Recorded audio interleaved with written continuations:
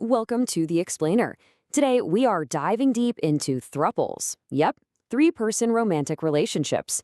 And you know what? Instead of just talking theory, we're going to look at a surprisingly personal guide from Them magazine to see how one actually works day in and day out. I mean, think about it for a second.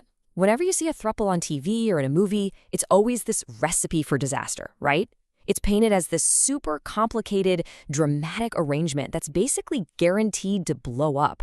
Someone always gets jealous, someone runs off. It makes for great TV, for sure. But is that what it's really like? Well, check this out. This is a pretty powerful counterargument. The author of the article we're looking at has been in what he calls a functioning throuple for 6 years. And get this, for two of the members, their relationship goes back a whole 12 years. That's a long time for any relationship, let alone one we're constantly told just doesn't work.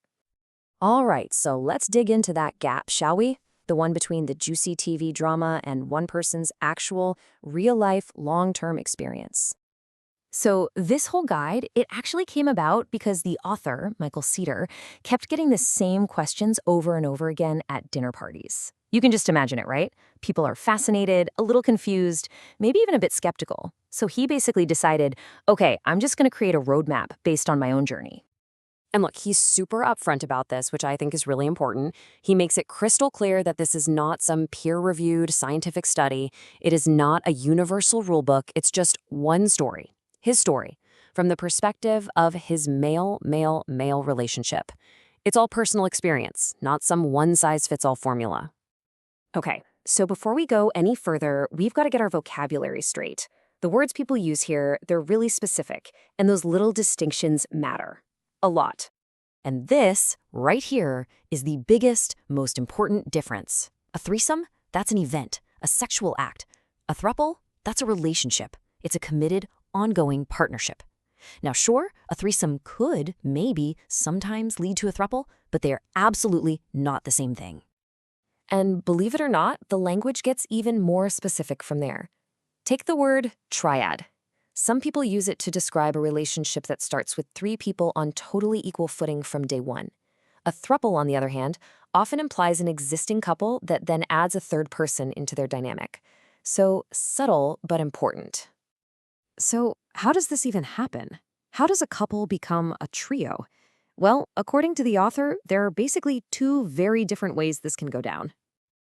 Okay, so path number one is what you might call the proactive search. This is where a couple sits down and decides, hey, this is what we want, and they actively start looking for a third person. As you can imagine, that takes an insane amount of communication and constant check-ins. Then there's path number two, the happy accident. Something casual, something maybe just for fun, clicks, and it just spontaneously evolves into a real deep romantic connection for everybody. And man, this quote from the author just perfectly sums up that happy accident scenario. It shows how these partnerships can just happen, you know? When you least expect it, a single encounter can turn into a whole new life. Okay, so the throuple is formed. Now what? How does this thing actually work day to day? What are the nuts and bolts of keeping a three-person relationship balanced, healthy, and, happy? Well, the author breaks it down into a few core principles. First, you have to respect the balance. The original couple, they've got history. You have to honor that. But you also have to have a ton of empathy for the new person who's taking this huge, brave step. The long-term goal always is total equality. And for all the little everyday stuff, simple. It's a democracy. 2 votes beat 1. This quote right here, it shows such a huge shift in how they see their own story. The author explains that over time, the dynamic stops feeling like a couple plus one. It's not that anymore. Instead, all their history as a duo starts to feel like just the beginning, the prologue to the main event, the three of them as a team. And this really just spells out the simple math of how they make decisions. Can't figure out what's for dinner or what movie to watch? It's pretty straightforward in their house. Majority wins. 2-1, decision made.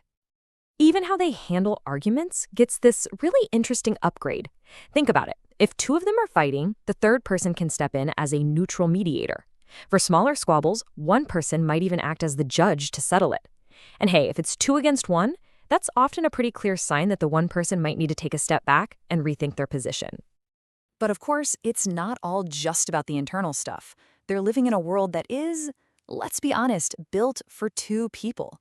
The author talks about these really practical, everyday hurdles, like how do you RSVP to a wedding? Is it a +2? Or the logistical nightmare of booking hotel rooms, which so often have a strict two-person limit. Little things you'd never think about. All right, let's get to it. The author knows this is the question everybody is thinking about, and he doesn't shy away from it at all. So what about the sex? So the big thing to get here is that just like any relationship, the dynamic totally evolves. At the beginning, yeah, there's a ton of sex. But after years together, trying to align 3 different moods, 3 different energy levels, that can be a challenge. So the author's advice is really simple. If you're not feeling it, but the other two are, just let them have their moment. The goal is to keep that spontaneity alive for everyone. All right, let's zoom out for a second and look at the big picture here. How does all this come together to redefine what a relationship can even look like?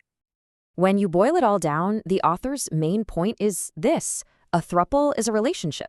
That's it. It's just a relationship. It has its own unique quirks and challenges, for sure, but at its heart, you find the same needs for love and support and partnership that you'd find in any couple. It just pushes back against that traditional two-person model that we're all told is the only way to do it. And this quote right here, this is really the heart of the whole thing. It's not about being different or the logistics of it all. It's about building a strong, supportive team. And yeah, it's work. Any real relationship is. But it's also a ton of fun with a support system built right in. And we're going to leave you with that as a final thought to chew on. This whole explainer has been about the structure of a 3-person team, but it kind of begs a bigger question for all of us, doesn't it? Maybe, just maybe, the success of any relationship has less to do with how many people are in it and everything to do with the teamwork, the respect, and the love they share while playing the game.